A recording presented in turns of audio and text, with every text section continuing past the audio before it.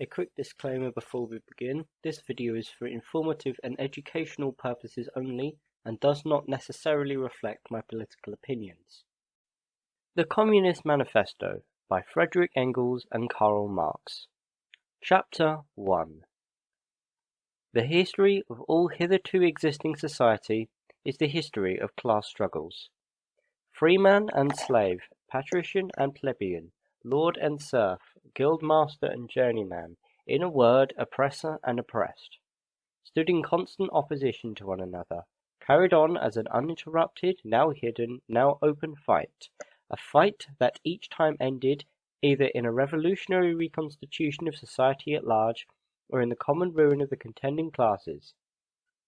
In the earlier epochs of history, we find almost everywhere a complicated arrangement of society into various orders, a manifold gradation of social rank.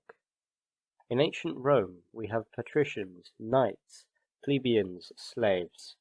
In the Middle Ages, feudal lords, vassals, guild masters, journeymen, apprentices, serfs. In almost all of these classes, again, subordinate gradations. The modern bourgeois society has sprouted from the ruins of feudal society, has not done away with class antagonisms. It has but established new classes, new conditions of oppression, new forms of struggle in place of the old ones. Our epoch, the epoch of the bourgeoisie, possesses, however, this distinct feature. It has simplified class antagonisms. Society as a whole is more and more splitting up into two great hostile camps, into two great classes directly facing each other, bourgeoisie and proletariat. From the serfs of the Middle Ages sprang the chartered burghers of the earliest towns. From these burghers, the first elements of the bourgeoisie was developed. The discovery of America, the rounding of the Cape, opened up fresh ground for the rising bourgeoisie. The East Indian and Chinese markets, the colonization of America, trade with the colonies, the increase in the means of exchange, and in commodities generally, gave to commerce, to navigation, to industry, an impulse never before known, and thereby to the revolutionary element in the tottering feudal society, a rapid development. The feudal system of industry, in which industrial production was monopolized by closed guilds, now no longer sufficed for the growing wants of the new markets. The manufacturing system took its place. The guild masters were pushed on one side by the manufacturing middle class. Division of labour between the different corporate guilds vanished in the face of division of labour in each single workshop. Meanwhile, the markets kept ever growing, the demand ever rising. Even manufacture no longer sufficed. Thereupon, steam and machinery revolutionized industrial production. The place of manufacture was taken up by the giant modern industry. The place of the industrial middle class by industrial millionaires, the leaders of the whole industrial armies, modern bourgeoisie. Modern industry has established the world market for which the discovery of America paved the way. This market has given an immense development to commerce, to navigation, to communication by land. This development has, in its turn, reacted on the extension of industry, and in proportion as industry, commerce, navigation, railways extended in the same proportion, the bourgeoisie developed, increased its capital, and pushed into the background every class handed down from the Middle Ages. We see, therefore, how the modern bourgeoisie in itself is the product of a long course of development, of a series of revolutions in the modes of production and of exchange. Each step in the development of the bourgeoisie was accompanied by a corresponding political advance of that class. An oppressed class, under the sway of the feudal nobility, an armed and self-governing association in the medieval commune. Here, independent urban republic, as in Italy and Germany. There, taxable third estate of the monarchy, as in France. Afterwards, in the period of manufacturing proper, serving either the semi-feudal or absolute monarchy as a counterpoise against the nobility, and in fact, cornerstone of the great monarchies in general, the bourgeoisie has at last, since the establishment of modern industry and of the world market, conquered for itself, in the modern representative state, exclusive political sway. The executive of the modern state is but a committee for managing the common affairs of the whole bourgeoisie. The bourgeoisie, historically, has played a most revolutionary part. The bourgeoisie, whether it has got the upper hand, has put an end to all feudal, patriarchal, idyllic relations. It has pitilessly torn asunder the motley feudal ties that bound man to his natural superiors, and has left remaining no other nexus between man and man than naked self-interest and callous cash payment. It has downed the most heavenly ecstasies of religious fervour, of chivalrous enthusiasm, of philistine sentimentalism, in the icy water of egotistical calculation. It has resolved personal worth into exchange value, and in place of the numberless, indefeasible chartered freedoms, has set up that single unconscionable freedom, free trade. In one word, for exploitation veiled by religious and political illusions, it has substituted naked, shameless, direct, brutal exploitation. The bourgeoisie has stripped of its halo every occupation hitherto honoured and looked up to with reverent awe. It has converted the physician, the lawyer, the priest, the poet, the man of science into paid-wage labourers.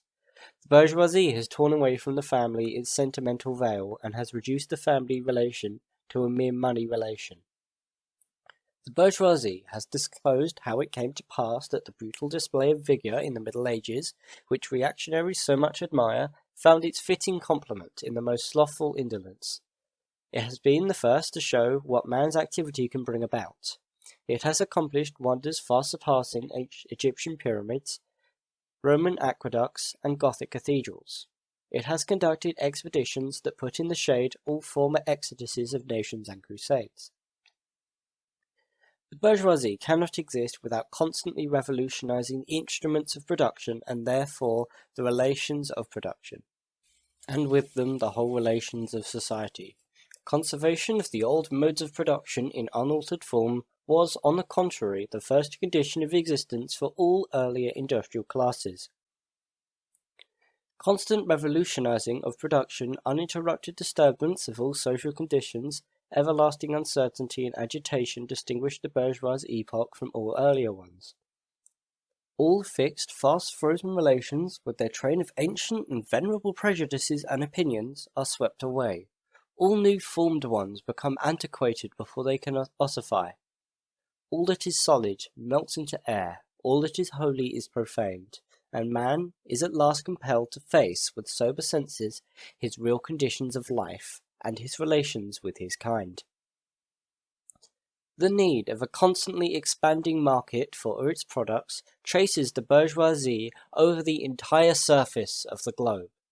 It must nestle everywhere, settle everywhere, establish connections everywhere. The bourgeoisie has, through its exploitation of the world market, given a cosmopolitan character to production and consumption in every country. To the great chagrin of reactionists, it has drawn from under the feet of industry the national ground on which it stood. All old established national industries have been destroyed or are daily being destroyed. They are dislodged by new industries whose introduction becomes a life and death question for all civilized nations, by industries that no longer work up indigenous raw material, but raw material drawn from the remotest zones, industries whose products are consumed not only at home, but in every quarter of the globe. In place of the old wants satisfied by the production of the country, we find new wants, requiring for their satisfaction the products of distant lands and claims, in the place of the old local and national seclusion and self-sufficiency. We have intercourse in every direction, universal interdependence of nations, and in material, so also in intellectual production. The intellectual creations of individual nations become common property. National one-sidedness and narrow-mindedness become more and more impossible, and from the numerous national and local literatures there arises a world literature. The bourgeoisie, by the rapid improvement of all instruments of production, by the immensely facilitated means of communication, draws all, even the most barbarian nations, into civilization. The cheap prices of commodities are the heavy artillery with which it batters down all Chinese walls, which it forces the barbarians' intensely obstinate hatred of foreigners to capitulate. It compels all nations, on pain of extinction, to adopt the bourgeois mode of production.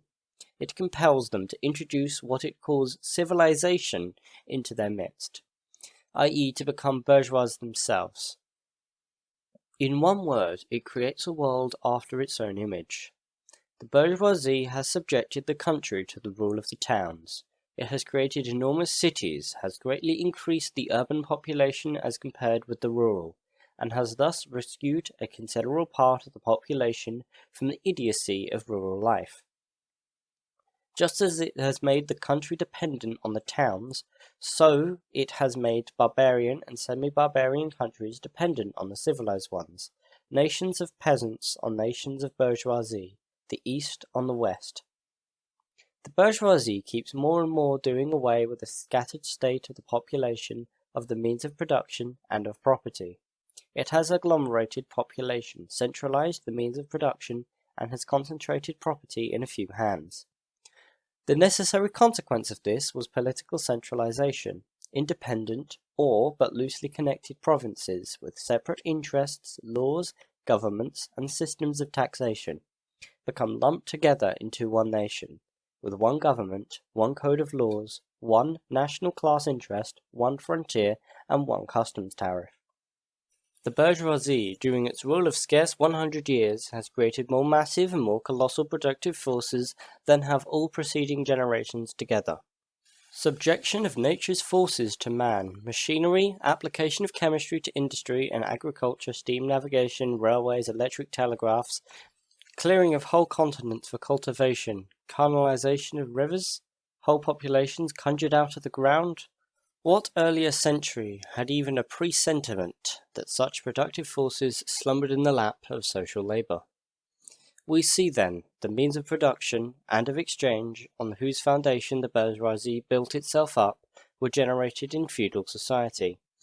At a certain stage in the development of these means of production and of exchange, the conditions under which feudal society produced and exchanged the feudal organization of agriculture and manufacturing industry, in one word, the feudal relations of property, became no longer compatible with the already developed productive forces.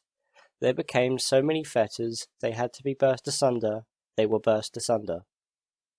Into their place stepped free competition, accompanied by a social and political constitution adapted in it, and the economic and political sway of the bourgeois class.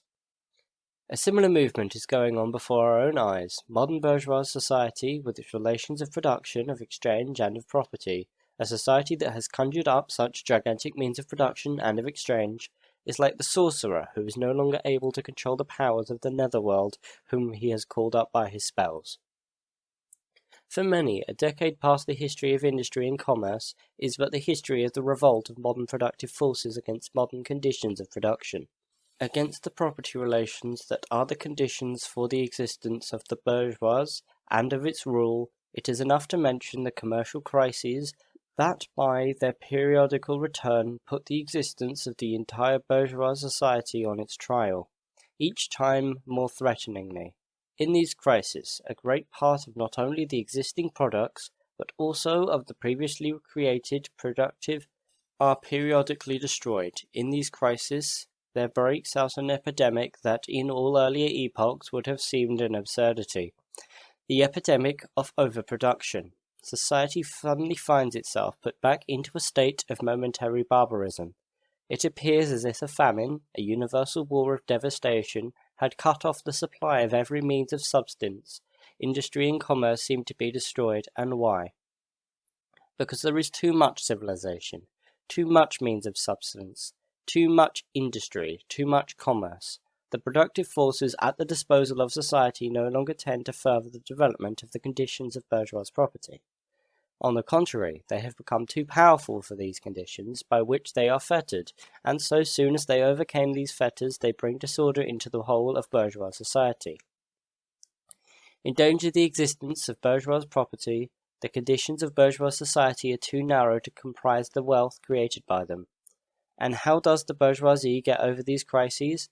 On the one hand, by enforced destruction of a mass of productive forces, on the other, by the conquest of new markets, and by the more thorough exploitation of the old ones. That is to say, by paving the way for more extensive and more destructive crises, and by diminishing the means whereby crises are prevented. The weapons which the bourgeoisie felled feudalism to the ground are now turned against the bourgeoisie itself. But not only has the bourgeoisie forged the weapons that bring death to itself, It has also called into existence the men who are to wield those weapons, the modern working class, the proletarians. In proportion as the bourgeoisie, i.e. capital, is developed, in the same proportion is the proletariat. The modern working class developed, a class of labourers who live only so long as they find work, and who find work only so long as their labour increases capital. These labourers, who must sell themselves piecemeal, are a commodity, like every other article of commerce, and are consequently exposed to all the vicissitudes of competition, to all the fluctuations of the market. Owing to the extensive use of machinery and to the division of labour, the work of the proletariat has lost all individual character and consequently all charm for the workman. He becomes an appendage of the machine, and it is only the most simple, most monotonous, and most easily acquired knack that is required of him. Hence the cost of production of a workman is restricted almost entirely to the means of subsistence he requires for maintenance, and for the propagation of his race. But the price of a commodity, and therefore also of labour, is equal to its cost of production. In proportion, therefore, as the repulsiveness of the work increases, the wage decreases. Nay more, in proportion as the use of machinery and division of labour increases, in the same proportion the burden of toil also increases, whether by prolongation of the working hours, by the increase of the work exacted in a given time, or by increased speed of machinery, etc.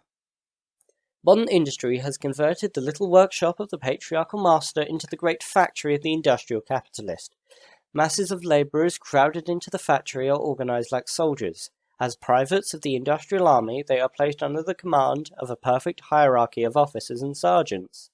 Not only are they slaves of the bourgeois class and of the bourgeois state, they are daily and hourly enslaved by the machine, by the onlooker, and above all, by the individual bourgeois manufacturer himself. The more openly this despotism proclaims again to be its end and aim, the more petty, the more hateful, and the more embittering it is. The less the skill and exertion of strength implied in manual labour, in other words, the more modern industry becomes developed, the more is the labour of men superseded by that of women. Differences of age and sex have no longer any distinctive social validity for the working class. All are instruments of labour, more or less expensive to use according to their age and sex. No sooner is the exploitation of the labourer by the manufacturer so far at an end that he receives his wages in cash than he is set upon by the other portions of the bourgeoisie, the landlord, the shopkeeper, the pawnbroker, etc. The lower strata of the middle class, the small tradespeople, shopkeepers, and retired tradesmen, generally the handicraftsmen and peasants, all of these sink gradually into the proletariat, partly because their diminutive capital does not suffice for the scale on which modern industry is carried on, and is swamped in the competition with the large capitalists, partly because their specialized skill is rendered worthless by new methods of production. Thus the proletariat is recruited from all classes of the population. The proletariat goes through various stages of development. With its birth begins its struggle with the bourgeoisie. At first the contest is carried on by individual labourers, then by the workpeople of a factory, then by the operative of one trade in one locality against the individual bourgeois who have directly exploited them.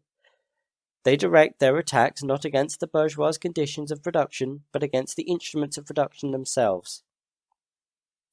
They destroy imported wares that compete with their labour, they smash to pieces machinery, they set factories ablaze, they seek to restore by force the valued status of the workman of the Middle Ages.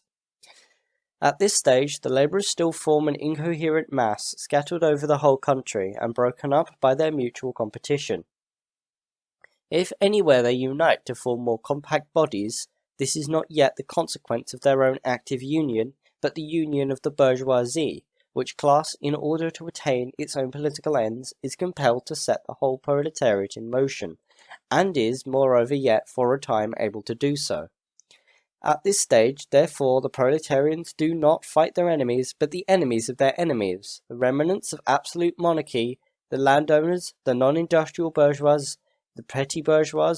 Thus, the whole historical movement is concentrated in the hands of the bourgeoisie. Every victory so obtained is a victory for the bourgeoisie.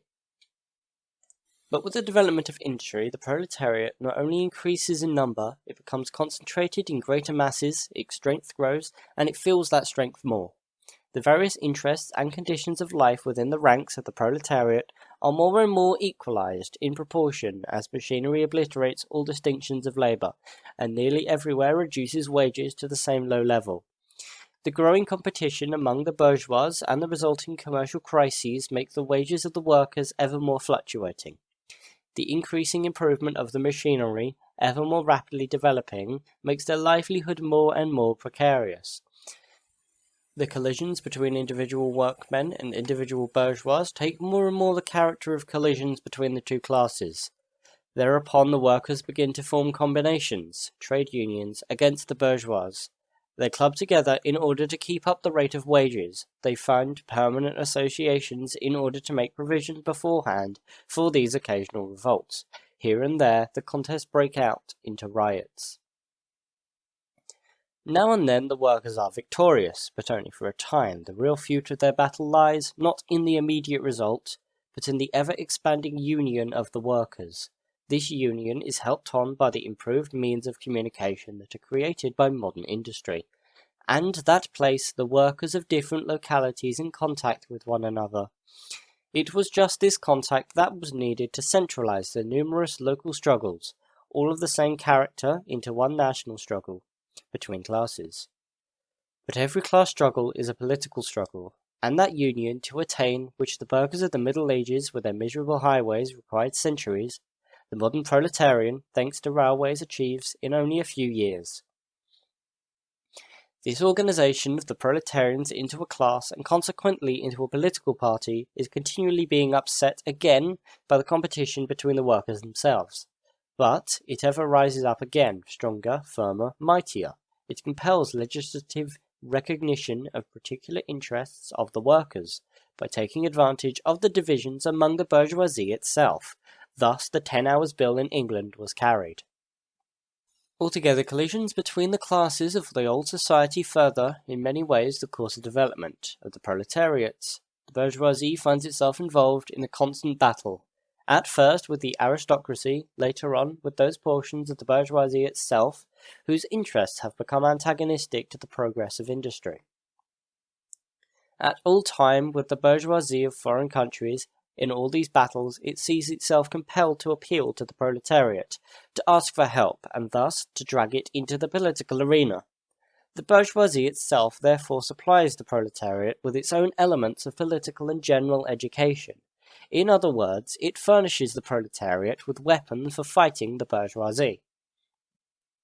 Further, as we have already seen, entire sections of the ruling class are, by the advance of industry, precipitated into the proletariat, or are at least threatened in their conditions of existence. These also supply the proletariat with fresh elements of enlightenment and progress. Finally, in times where the class struggle nears the decisive hour, the progress of dissolution going on within the ruling class, in fact within the whole range of old society, assumes such a violent glaring character that a small section of the ruling class cuts itself adrift and joins the revolutionary class, the class that holds the future in its hands, just as, therefore, at an earlier period a section of the nobility went over to the bourgeoisie. So now a portion of the bourgeoisie goes over to the proletariat, and in particular a portion of the bourgeois ideologists, who have raised themselves to the level of comprehending theoretically the historical movement as a whole. Of all the classes that stand face to face with the bourgeoisie today, the proletariat alone is a really revolutionary class. The other classes decay and finally disappear in the face of modern industry. The proletariat is its special and essential product. The lower middle class, the small manufacturer, the shopkeeper, the artisan, the peasants, all of these fight against the bourgeoisie to save from extinction, their existence as fractions of the middle class. They are therefore not revolutionary, but conservative. Nay more, they are reactionary, for they try to roll back the wheel of history. If, by chance, they are revolutionary, they are only so in review of their impending transfer into the proletariat. They thus defend not only their present, but their future interests. They desert their own standpoint to place themselves at that of the proletariat. The dangerous class, the social scum, that passively rotting mass thrown off by the lowest layers of the old society, may here and there be swept into the movement by a proletarian revolution. Its conditions of life, however, prepare it far more for the part of a bribed tool of reactionary intrigue. In the condition of the proletariat, those of old society at large are already virtually swamped. The proletarian is without property. His relation to his wife and children has no longer anything in common with the bourgeois family relations, modern industry labour, modern subjection to capital, the same in England as in France, in America as in Germany, has stripped him of every trace of national character. Law, morality, religion are to him as so many bourgeois prejudices, behind which lurk and ambush as many bourgeois interests. All the preceding classes that got the upper hand sought to fortify their already acquired status by subjecting society at large to their conditions of appropriation. The proletarians cannot become masters of the productive forces of society except by abolishing their own previous mode of appropriation, and thereby also every other previous mode of appropriation. They have nothing of their own to secure and to fortify. Their mission is to destroy all previous securities for and insurances of individual property. All previous historical movements were movements of minorities, or in the interest of minorities. The proletarian movement is the self-conscious, independent movement of the immense majority. In the interest of the immense majority, the proletariat, the lowest stratum of our present society, cannot stir, cannot raise itself up, without the whole superincumbent strata of official society being sprung into the air. Though not in substance, yet in form, the struggle of the proletariat with the bourgeoisie is at first a national struggle. The proletariat of each country must of course first of all settle matters within its own bourgeoisie. Depicting the most general phases of the development of the proletariat, we trace the more or less veiled civil war raging within existing society up to the point where that war breaks out into open revolution, and where that violent overthrow of the bourgeoisie lays the foundation for the sway of the proletariat. Hitherto every form of society has been based. Hell yeah. As we have already seen on the antagonism of oppressing and oppressed classes. But in order to oppress a class, certain conditions must be assured to it under which it can, at least, continue its slavish existence. The serf, in the period of serfdom, raised himself to membership in the commune, just as the petty bourgeois, under the yoke of the feudal absolutism, managed to develop into a bourgeois. The modern labourer, on the contrary, instead of rising within the progress of industry, sinks deeper and deeper below the conditions of existence into his own class. He becomes a pauper. Pauperism destroys more rapidly than population and wealth, and here it becomes evident that the bourgeoisie is unfit any longer to be the ruling class in society, and to impose its condition of existence upon society as an overriding law. It is unfit to rule because it is incompetent to assure an existence to its slave within his slavery, because it cannot help letting him sink into such a state that it has to feed him. Instead of being fed by him, society can no longer live under this bourgeoisie. In other words, its existence is no longer compatible with society. The essential conditions for the existence and for the sway of the bourgeois class is the formation and augmentation of capital. The condition for capital is wage labour. Wage labour rests exclusively on competition between the labourers. The advance of industry, whose involuntary promoter is the bourgeoisie, replaces the isolation of the labourers, due to competition, by the revolutionary combination due to association. The development of modern industry therefore cuts from under its feet the very foundation on which the bourgeoisie produces and appropriates products. What the bourgeoisie therefore produces above all are its own grave diggers. Its fall and the victory of the proletariat are equally inevitable. End of chapter 1.